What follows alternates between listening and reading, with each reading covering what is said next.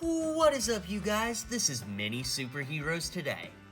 And in today's video, we'll be taking a look at the LEGO Star Wars set 7661 Jedi Starfighter with Hyperdrive Booster Ring.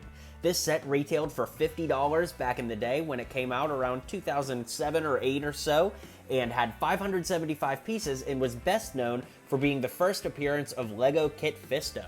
And it's actually the only time that one of these Jedi booster rings has ever been made, so it's kind of cool that it's an exclusive set in some ways, that it was only made once, and it had the Kit Fisto history with it, so it's going to be a lot of fun to unpack this. Now, as you can see, I paid $34.99 for it at a local shop here in Nashville called The Great Escape, so to get it with the box for $34.99, 100% complete with both minifigures, was definitely really cool, and I had this set as a kid. I remember getting it for Easter when I was, so much younger than today. So let's go ahead and bust this open and take a look at everything it has to offer, starting with the box and instructions, because I think it's cool to take a look at these when you're looking at an older set. So let's start with that, jump into the set, and I'll give you my final thoughts. So here we've got the instruction manual, which looks very cool. Pretty plain once you open it up. You've got Darth Vader on the top. You can see the binding on mine has ripped the cover off, so that's kind of a bummer, but you start out with the Jedi Starfighter, then you end up building the ring after that, and so on, but the stuff we want to look at is actually at the back here. So, shows you some of the play features. Not that there's a ton in this set, but there's this great spread. Wouldn't that make an amazing poster of the two droid and clone battle packs from back in the day? Absolutely amazing. I remember a buddy of mine slept over my house, and my mom took us to Target, and we each got one of each of these, and I'll just always remember those sets fondly. I need to get those sometime soon, too, but all in good time. Anyways, we've got a LEGO Club advertisement in the back here, some giveaway stuff in the back, and then we've got advertisements for the other LEGO Star Wars sets of 2007 from the 30th Anniversary Collection, which, of course, this was a part of. So there's those battle packs I was talking about. We've got the Y-Wing. I recently had that, but not with the box, so I ended up selling it because I'm a box guy. I've got this 2007, had that back in the day, recently got this again a couple months ago. This is what we're looking at today. This set is always a great one, this Tatooine Stormtrooper dropship. I've got this in my collection, this with the box, and the MTT, which of course is legendary now. I'd love to get that with the box, and I didn't have that one back in the day. So, in any case, speaking of the box, why don't we zoom up and take a look at that box? So, moving the camera up here, the box looks really great. Now, something interesting about this set, which we'll take a look at in just a moment here, is Obi-Wan did not come with a lightsaber for whatever reason. Pretty strange, right? But Kit Fisto did, and that's cool. Like I said, this was his debut. So it's kind of covered up by these price tags up here, but you can see the 30th anniversary, 1977 to 2007. Something I wanted to point out up top, of course we see our minifigures again, but check this out. It actually shows the play feature. Like you could see like guy's hand holding this, swooshing it around a room.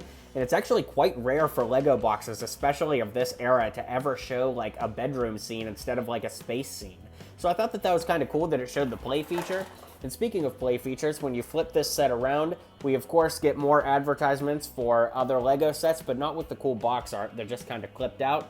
Then we do see some of the play features here, which I'll show you in depth when we take a look at the set. Speaking of which, why don't we dive into that set? Alright, so here's the set. As you can see with the minifigures on top, it's a really huge hyperdrive ring. It's massive. So let's take a look at these minifigures like we always try to do up first here.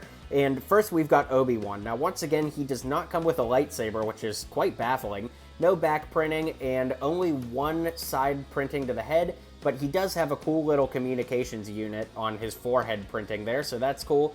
This was back in the era where LEGO figures still had black eye printing and didn't have the colored eye printing they have now, so very nostalgic looking figure. Hard to believe this thing's 13 years old as of making this video. Ugh, where did time go? Anyways, we've got Kit Fisto here, and a lot of people might not have him because he's only appeared in a few LEGO sets over the years, and like I've said several times, this was the first time. I remember being knocked out as a kid that this was spongy. You could see him kind of crushing it in my hand here. Spongy head. My dog actually ate mine, so he's like missing the bottom part of his tentacle, and he's got chew marks, but that makes mine all the more special from growing up. So very cool looking figure, and definitely one that has withstood the test of time and looking great, especially in this era of LEGO. So, as big as this set is, there's not too terribly much to talk about the ring. You can see it's massive. There's some nice little translucent lights at the bottom that look cool. but the ship actually just kind of sits in there. I'll show you that feature here in just a moment, but you can see from the backside there's some hyperdrive turbo thrusters in the back there, and yeah. As far as play features of the ring, there are these little missiles that could have been like flick fire pieces. They're just little 1x1 cone pieces put onto this Technic piece, and it just slides in there. So from the back, you would actually just use your finger to flick and shoot it out. So not a lot of accuracy with it or anything like that. But as far as the ship goes, that's where a lot of the details go. So you can see that there's these little clip pieces here that are on pivots.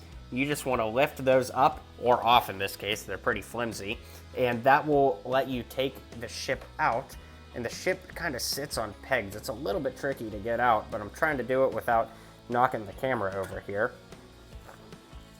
Easier said than done, huh? There we go, it just lifts out. So breaking it down, see these two little Technic pieces right in there? Underneath the ship, there's two little Technic pieces here, and these pieces slide into there. So it's kind of hard to show you how it works. You're just gonna have to use your imagination, but it just inserts just like that. Anyways, the design of this ship is pretty much identical to all of the other Jedi Starfighters of this era. The top part opens up. There's nowhere to put a lightsaber, even if it did come with one. But you could take your Obi-Wan minifigure and sit him down. Just need to raise his hands up and sit him in this seat. Then you can close that roof just like that. There were two sticker pieces on the inside there, and then of course we've got some Republic logos, or Jedi logos. Republic logo here, got some dust to show the age, some stickers up front here, and a gold droid up front. Now of course these little wings open up like all the Starfighters of this era do, and underneath those wings you can see that there were some stickers underneath there, but it's a really fantastic build. And as far as other play features go, if you close those wings up, you can also pull down some landing gears here too, which look really fantastic.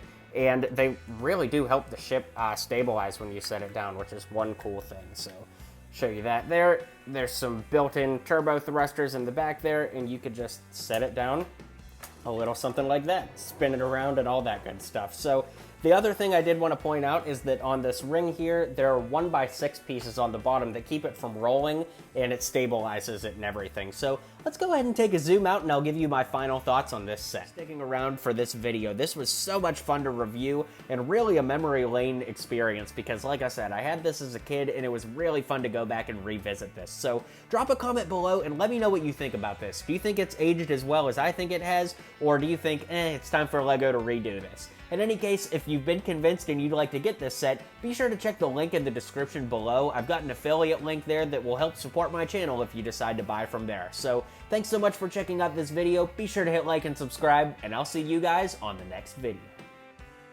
If you liked what you saw and you liked what you heard, feel free to click that subscribe button for more LEGO content coming in the near future.